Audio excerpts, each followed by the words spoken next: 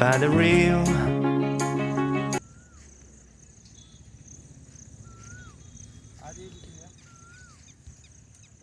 देव औरंगाबाद बिहार, ग्राम देव बरेबिघा। क्या यह सूर्य मंदिर से 2-3 किलोमीटर का दूर इलाका, जहाँ पे सदियों पहले यह इलाका लक्खी बगीचा के नाम से जाना जाता था, पर आज से कुछ वर्ष पहले यहाँ पे एक भी पेड़ नहीं मिल पाया था। इसके बाद इसके नाम को सुनकर कि लक्खी बगीचा आखिर नाम क्यों पड़ा, हमारे गांव के युवा अर्थात यह युवाओं का जुनून था कि यहाँ पे कहीं ना कहीं यहाँ पे पर्यावरण के संरक्षण और इस लक्खी बगीचा के नाम को पुनः जीवित करने के लिए हम लोगों को एक प्रयास करना ज़रूरी है। इस प्रयास के तहत हमारे गांव के युवा अजीत कुमार, आशीष कुमार, अभिरंजन कुमार के द्वारा लगातार यहाँ पे वृक्षारोपण कर और एक-एक कर मतलब साप्ताहिक श्रमदान जिसे कह सकते हैं, उसके तहत इन लोगों का आज 4 वर्षों से प्रयास से आज यहाँ पे बर, पीपर, पाकड़, जामुन या तरह तरह के छायादार पौधे का यहाँ पर एक-एक करके लगाया गया। और इस तरह से लगाते हुए इन्होंने 30-40 पौधे को अपने पूरे साप्ताहिक श्रमदान से लगाया। इसके बाद सरकार के द्वारा भी कुछ योजनाएं यहाँ पे लगाकर इस एरिया को हरा भरा बनाने का प्रयास किया जा रहा है। पर यहाँ पे आज जो वृक्षारोपण हो रहा है, यह एक बरगद का पेड़ है, जिसके लगाने के लिए यहाँ पे लगातार मेहनत किया जा रहा है। इस वृक्षारोपण के कार्य को करते हुए आशीष पानी लेके आ तो जो हमारे बीच एक अजीत कुमार हैं, और ये बहुत अच्छे टीचर भी हैं, और ये अपने पढ़ाई के रूप में इंजीनियरिंग करके और अपनी सेवा को सामाजिक सेवा के रूप में यह देना चाह रहे हैं। और इनका यह प्रयास साप्ताहिक श्रमदान अर्थात संडे को इन्होंने अपना कीमती समय निकालकर इस वृक्षारोपण को कार्य करने के लिए अपने आप को पर्यावरण का एक संरक्षण का संदेश दे रहे हैं। मैं अजीत कुमार से बात करना चाह रहा हूं। अजीत जी, आपको यह काम के लिए कैसे प्रेरणा मिली, या क्या आपका इसका उद्देश्य क्या है आपको? मेरा उद्देश्य ये है कि हमारे जितने भी साथी हैं, दोस्त हैं, सभी को अपना एक समझिए कि एक तरह का अभी जो जिस तरह का महामारी चल रहा है, प्रकृति हम लोगों से कुछ न कुछ बदलाव ढूंढ रही है जी। जिस तरह से ऑक्सीजन का कमी है, हमें भी अपने नेक्स्ट जनरेशन के लिए अब पेड़ लगाने चाहिए। ये असली जीवन का ये महत्व है, ठीक है।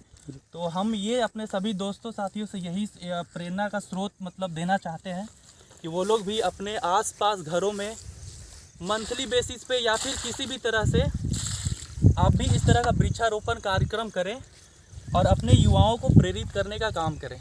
धन्यवाद। यहाँ पे समझा जाता है कि युवा का मतलब सिर्फ शरीर से हटा कट्ठा और समाज के लिए योगदान के नाम पर कुछ नहीं देना चाह रहे हैं।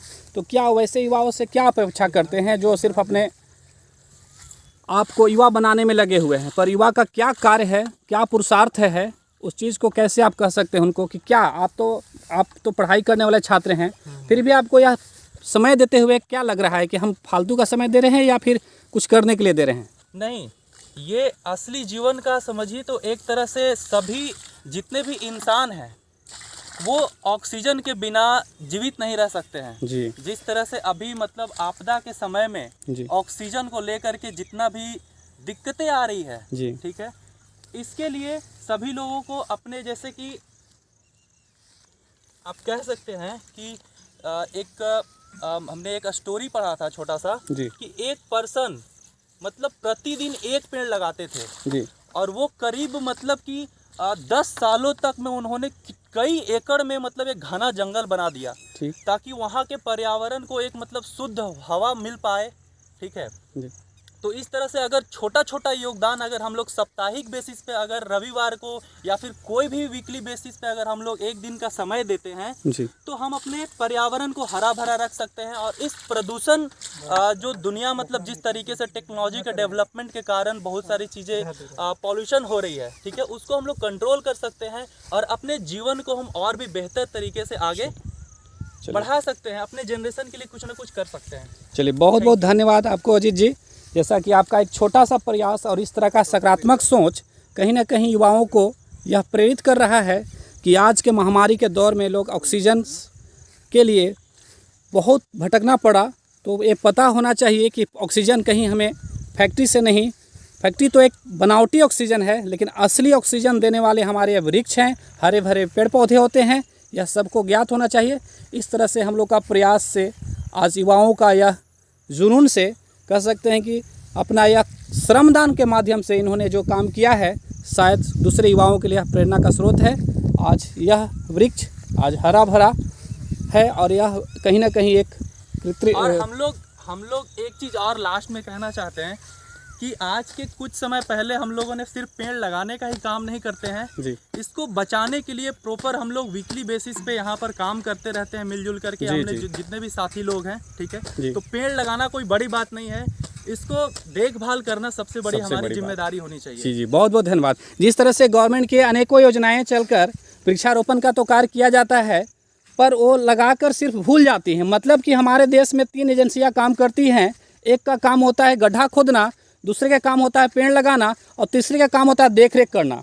पर इस तीनों में से तीनों का तालमेल नहीं होने से वृक्ष चाहे तो लगते हैं तो बचते नहीं, बचते हैं तो फिर उसको कहीं ना कहीं उसका घेराबंदी टूट जाता है और वो कहीं ना कहीं जानवरों का शिकार हो जाते हैं। तो इस प्रकार से हम लोगों को वृक्ष लगाना ही जिम्मेवारी नहीं, बल्कि उसकी समुचित देखभाल करना भी हमारी जिम्मेवारी होती है।